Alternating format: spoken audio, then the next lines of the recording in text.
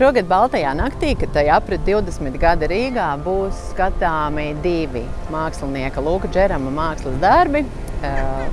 Rīgas iedzīvotājiem un Baltās nakts apmeklētājiem jau zināmais Mēnesis muzejs un Luka Džerama pati jaunākā instalācija Helios.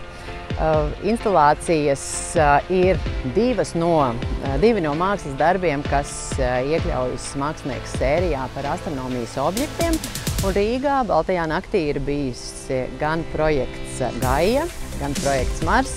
Tad Mēnesis muzejs, kas ir pats pirmais no šiem projektiem, un tagad būs arī Helios.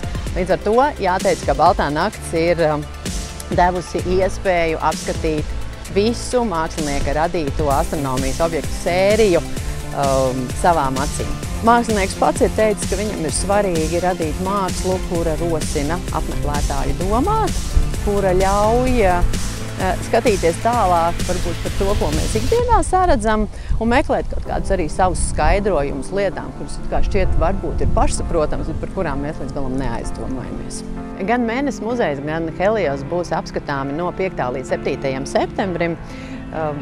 Projekts Helios būs apskatāms šeit, man aiz muguras Basteikalnā. Savukārt projekts Mēnesis muzejs atradīsies starp Nacionālo teātru Simgadu zaleju virs pilsētas kanāla. Tā kā ļoti aicinu visus nākt un izbaudīt un atrast to savu īpašo saikni ar abiem šiem astronomijas objektiem.